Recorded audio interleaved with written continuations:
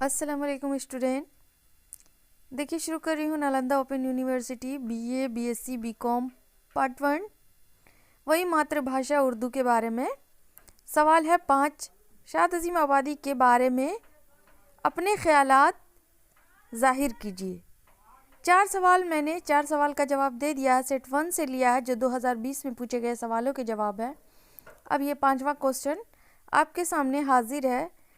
इसका पूरा मैंने खुलासा पूरी तरह से मालूमात आप लोगों के सामने पेश किया है। आप लोग ज़्यादा से ज़्यादा 3 से 4 ही पेज में कंप्लीट इसको कीजिएगा। तो देखिए सवाल का जवाब हाजिर है। एक बड़े और अहम शायर, दानिश्वर, मुहक्किक, तारीख दां और आला पाए के नसर निगार थे। मशहूर नक्काद कलीमुद्दीन अहमद ने उन्हें उर्दू गज़ल की शेक्सपियर में मीर और गालिब के बाद तीसरे शायर के तौर पर शामिल किया। मजनू गोरखपुरी ने उन्हें नमआलूदगियों का शायर कहा है। अल्लामा इकबाल भी इनकी शायरी के मुतारिफ मज़ाह थे। उनकी शायरी एक हकीमाना मिजाज रखती है। तर्ज अदा और असलूब बहुत सुलझा हुआ, सजा सजाया और पुरवकार है। देखिएगा आप लोग को ग्रेजुएशन लेवल पर मैं बता रही हूँ, लेकिन ये पोस्ट ग्रेजुएशन में ही आएगा और बहुत ज़्यादा इस मज़ीद तौर पर इसकी पूरी तफसीलात आती है। ओके, पुरवकार है और उनके अशार की शीरीनी, घुलावट और दिलकशी लाजवाब है। ज़िंदगी और उसकी नाहमवारियों पर वो गहरी निगाह रखते हैं। उनके अशार में एक ख़ास तरह की गर्मी, सोज और कसक है। उनके कलाम में मुसर्रत आफरीनी के साथ साथ बसीरत अफरोज़ी भी नुमाया है। शाद अजीम आबादी का इम्तियाज़ यह है कि वो अपने हुनर को क्लासिकियत की एक नई सतह पर इस तरह आजमाते हैं कि न तो उन्हें सपाट और बेरंग होने से डर लगता है और न वो गज़ल की तराश खराश में मुलविस रहते हैं। तो शाद अजीम आबादी जो है, जिस यूनिवर्सिटी के बारे में मैं बात कर रही हूँ, नालंदा ओपन यूनिवर्सिटी, जहाँ मुक़ीम है जिस शहर में, उसी शहर के अजीमाबाद के वो रहने वाले थे, जिस वजह कर शाद को शाद अजीम आबादी के नाम से जाना जाता है। तो स्टूडेंट आप लोगों को उनके बारे में मज़ीद मालूमात होगी।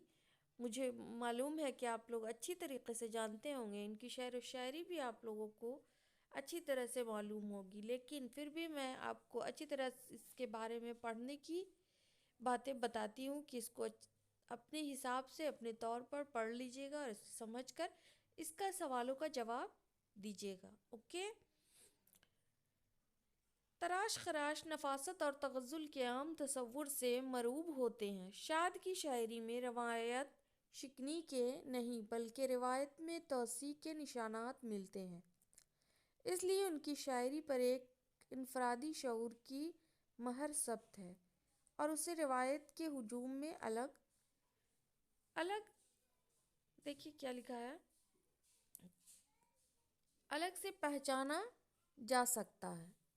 शाद अजीम आबादी की जो शायरी है, बीच बीच में आप लोग क्वेश्चन में शेरी आशार जो याद हो उन्हें ज़रूर डालिएगा। उससे जो है आपके क्वेश्चन के आंसर में काफ़ी हद तक निखार होगा और आपकी कॉपी भी भरे भरे से होंगे। ओके, शाद अजीम आबादी 1846 ईस्वी में अजीमाबाद पटना के एक रईस घराने में पैदा हुए। उनका असल नाम सैयद अली मोहम्मद था। उनके वालिद सैयद तफज्जुल हुसैन का शुमार पटना के अमायदीन में होता है। उनके घर का माहौल मजहबी और अदबी था।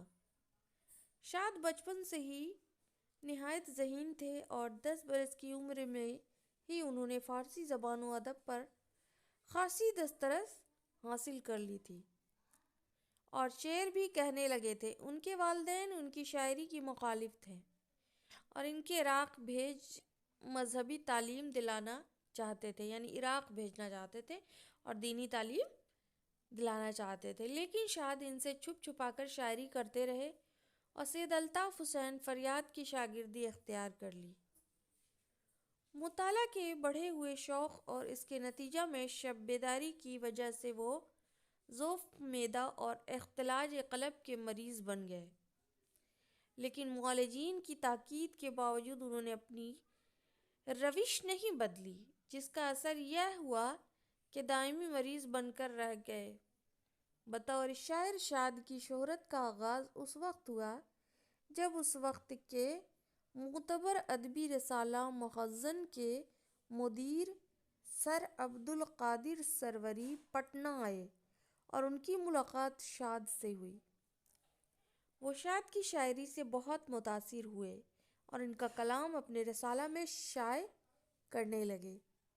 شاد نے شاعری میں غزل کے علاوہ مرثیے، رباعیاں، قطعات، مخمس اور مسدس بھی لکھے۔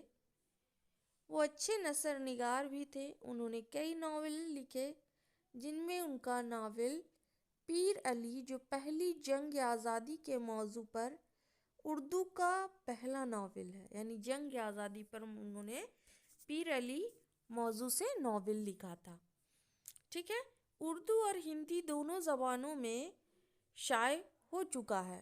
انہوں نے کثیر تعداد میں، یعنی بہت سارے تعداد میں مکتوبات بھی لکھے۔ مکتوبات کا مطلب آپ لوگ سمجھ رہے ہیں نا، خطوط نگاری کی ہے انہوں نے۔ شاد کی کہانی، شاد کی زبانی ان کی خود نوشت سوانح حیات ہے، یعنی اپنے بارے میں جو لکھا جاتا ہے اسے سوانح حیات خود نوشت کہا جاتا ہے، سمجھ گئے۔ 1876 میں پرنس آف ویلز ہندوستان آئے تو انہوں نے شاد سے بہار کی تاریخ لکھنے کی فرمائش کی۔ شاد نے 3 جلدوں میں بہار کی تاریخ لکھی، جس کی 2 جلدیں رہ گئے تھے۔ بہرحال وہ سیاسی، ملی اور سماجی سرگرمیوں میں بڑھ چڑھ کر حصہ لیتے رہے۔ وہ پٹنہ میونسپلٹی کے رکن اور میونسپل کمشنر بھی رہے۔ 1889 یعنی 1889 میں انہوں نے آنریری مجسٹریٹ بھی نامزد کیا گیا۔ شاد نے زندگی کا بیشتر حصہ ٹھاٹھ باٹھ سے گزارا۔ سفر کے دوران بھی 8-10 ملازم ان کے ساتھ ہوتے تھے، لیکن زندگی کے آخری ایام بھی انہیں انگریز کا وظیفہ خوار ہونا پڑا۔ سرکار کی طرف سے ان کو گھر کی مرمت کی مدد میں 1000 روپے، کتابوں کی اشاعت کے لیے 900 روپے اور ذاتی اخراجات کے لیے سالانہ 1000 روپے ملتے تھے۔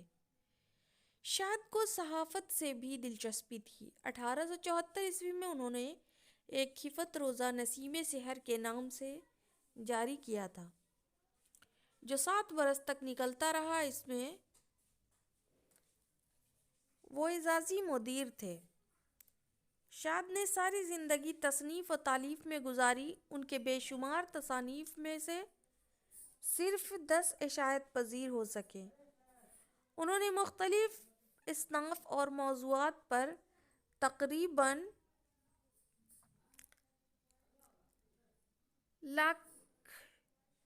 لاکھ شعر کہے اور کئی درجن نثری تصانیف مرتب کی۔ ان کا خاصا کلام تلف ہو چکا ہے، یعنی بہت سارا نہیں بھی ملتا ہے، اور لاکھوں شعر انہوں نے کیا ہے۔ تو یہ ساری باتیں ان کی خصوصیات، ان کے بارے میں واقفیت ظاہر کرنے کو کہا گیا تھا۔ تو اسٹوڈنٹ، آپ لوگ کو بس میری ایک ہی ریکویسٹ ہے کہ آپ لوگ کو اگر میرا ویڈیو اچھا لگے اور کارآمد ثابت ہو تو آپ لوگ لائک کریں، ضروری سمجھیں اوروں کے لیے تو شیئر بھی کریں، اور سبسکرائب کرنا نہ بھولیں۔ یہ میں بار بار کہنا پسند نہیں کرتی ہوں، پھر بھی میری ایک ریکویسٹ ہے کہ مجھے حوصلہ افزائی کے لیے میرے چینل کو ضرور سے ضرور سبسکرائب کریں۔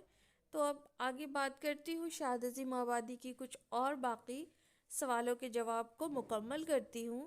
شاد عظیم آبادی نے اردو غزل میں سچے جذبات و احساسات کی ترجمانی کے ساتھ،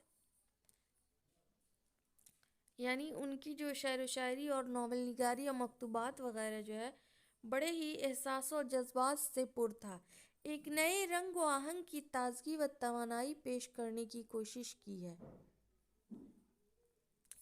شاد عظیم آبادی کی جو شاعری ہے، ایک بچپن میں یاد کی تھی کہ تمناؤں میں الجھایا گیا ہوں، کھلونے دیکھے بہلایا گیا ہوں، ہوئس کوچے کے ہر ذرے سے آگاہ، ادھر سے مدتوں آیا گیا ہوں۔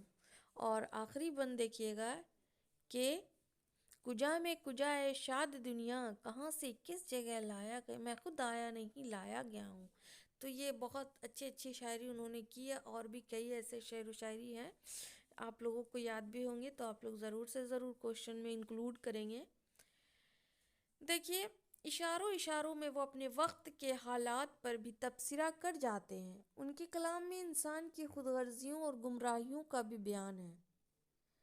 انہوں نے ساری عمر شعر و ادب کی خدمت میں گزار دی، اور وہ تاعمر بیماریوں سے لڑتے اور معاصرین یعنی وہ بیمار بھی رہتے تھے، وہ نہیں فناتواں بھی تھے، کمزور بھی تھے، لیکن شعر و شاعری ان کا محبوب مطلب یہ صنف تھا، اور انہوں نے اس کو اپنایا اپنے گارجین کے خلاف ہو کر بھی۔ تو یہی کہتے ہیں نا کہ جس چیز میں بچوں کی فوکس ہو، بچے اس پہ اپنا فیوچر بنا سکتے ہیں، نہ کہ گارجین کے اپنی خواہشات کے حساب سے۔ مخالفتوں کو جھیلتے رہے، 8 جنوری 1927 کو ان کا انتقال ہو گیا۔ تو یہ تھے آج کے ویڈیو، ملتی ہوں نیکسٹ ویڈیو میں۔ اللہ حافظ۔